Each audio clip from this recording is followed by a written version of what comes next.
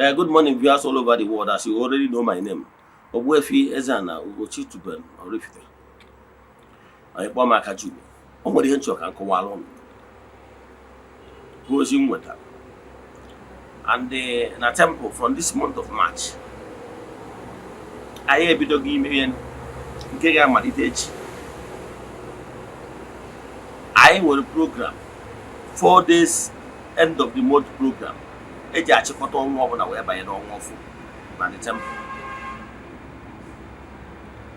Kedu ihe gbasara ya? Mgbe anyị create opportunity mụnwa bụ onye isi nchụaja na ndị ọrụ niile nọ n'Ugochitubelu ọdịnala temple. Oge anyị wepụtara ohere maka enyemaka wee nye ọtụtụ ndị mmadụ dị iche iche iji wee provide so many opportunity iji wee tụọ ọtụtụ ndị mmadụ na-agbụ. Maka dịka nsi kọwara gị, enwere many keys eji atụ ndị mmadụ na-agbụ dị iche iche. Enwere some problems, what we solve it is retreat. Reparation is always the key. Mmadụ ichegharị ma chigharịa. Enwere some problem mmadụ ga-enwe. The only thing ga-solve ya bụ ọmụmụ ihe seminar. Because what you don't know remains a mystery to you and not to all. And then with ihe a na-akpọ common sense, common principle of life. Etu esi ebi ndụ ga-abụ ọ bụrụ na ịmụta ya ọfụma. Ịma na anyegoro ya ka wee zụọ akọ uche. Wee nwee ike mata the principle of life, the manual of life and how to succeed in life. So many things you cannot indulge in. Anyị ga-emepe anya gị and site na anya bụ nkụzi ọmụmụ ihe a ga-enwe ọtụtụ ndị a ga-reactivate their inner power. A ga-esikwa n'ụzọ dị otu a wee tụọ n'abụ. Nke ịtọ, anyị nwekwa counseling section mgbe ị ga-enwe one-on-one discussions with called ones maka e wee ike mara ebe a ga-esi wee nyere gị aka wee kpara gị alụ dị iche iche etu ọ ga-esitere gị mma. Then nke ịnọ, anyị nwekwaziri prayers, igo-ofo, ikwubi okwu n'isi gị ka o wee dịrị gị mma. Bekwazie ebere n'isi gị. Echefuna na echi ịbịanụ ihe ejikwa a candle, white candle, ka e wee mụnye ihe ọhụrụ n'ime gị, n'ime ezinụlọ gị, n'ime ihe ị na-eme, n'ime ndụ gị. Ka ọzọkwazị bụ anyị ga-around ya on the 31st with ịchụ aja dị iche iche, igo-ofo dị iche iche, nyerakwazi ime Saraka anyị ga-eji wee weta ya n'isi njedebe on the 31st. You are all invited. Come one, come all. What I want to tell you is that okay, nweriri a particular time every 4 days of the month. Ọ ga-abụ continuous event. Etu must be in your books. From this March, ọ ga na-abụzi continuous event in the temple. Last 4 days of the month ga-abụ for ihe ndị anyị.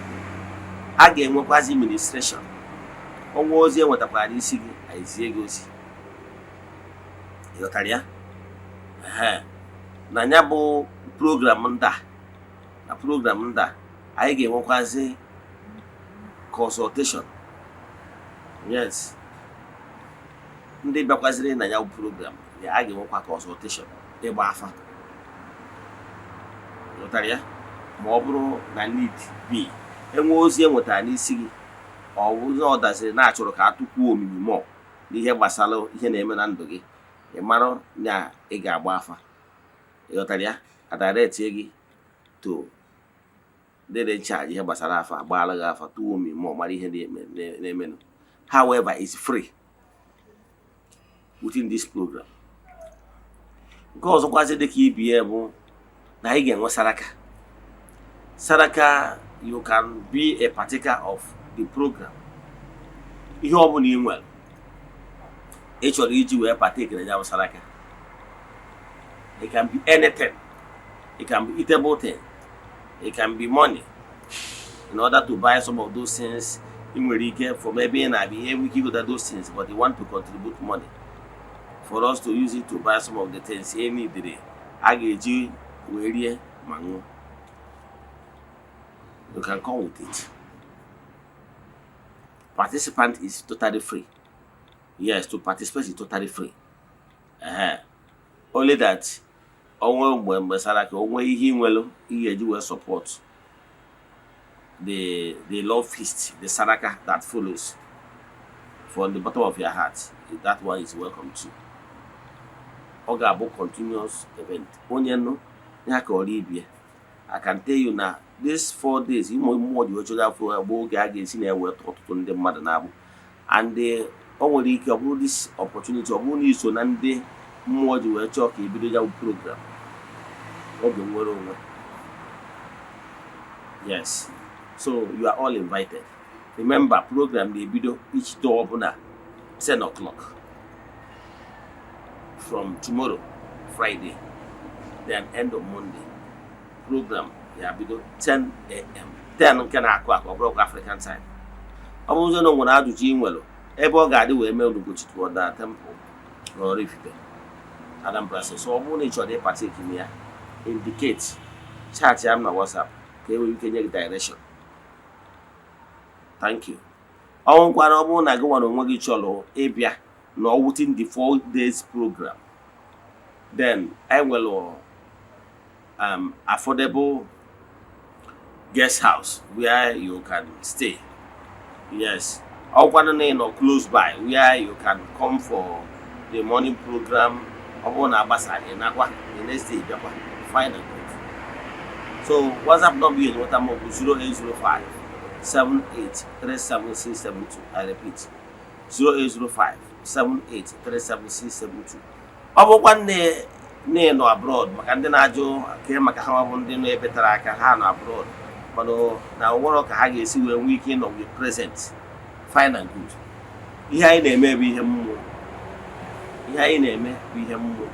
Ọ bụrụ na na-echọrọ isonye na anya bụ ritual indicate ya n'ime enwe ike ịbịawu then ka anyị tinye na WhatsApp group created for the program. Naanị ihe nwere ike ime bụ isonyela anyị na mmụọ. Yes, o nwere onye ga-stop gị ọgwụ onye ga-stop onwe gị. Ọ bụrụ na ikwelu, it shall be well with you. Ọ bụrụ na ikwelu, that is your own problem. So you can join us in the spirit. The only thing nwere ike ime bụ things that they are not coming. Onwezie ihe dịka token ma ọ bụ ihe nkwado ma ọ bụ ihe Saraka inwelu iji wee kwado ya bụ program ma ọ bụ na ka e wee ndị bịaranụ wee were merie and nwa aṅụrị a ga-erotakwasị forward ya prayers a ga-epresent kwa n'ụbọchị anwa maka na a ga-enwekwa ritual of the morning prayer request. Now ọ bụrụ na na-echọ ihe ị ga-eme we chat ya na WhatsApp ikwuo indicate ebe nọ n'ime enwe ike ịbịanwu forward ya 3 prayer requests then onwezie token donation ị nwere iji wee nye support ka ya wụ mmemme ga ọfụma then ọ dịkwa acceptable. Ka Chukwu oke pụrụ ime ihe niile gozie gị. Ka ha rabụ ndị niile mmụọ kwadoro na series programs anyị na-amalite n'ọnwa Maachị a na ha ga-esi n'ụzọ dị etu a nwere onwe ha. Ka ha na-anụ okwu a ka nwere onwe bido ka ịpụta ihe bido n'aha Chukwu okike nke pụrụ ime ihe niile onye ike niile si n'aka ya bịa. Ya gazie na ka emesịa na onye niile agwa nwanne ya.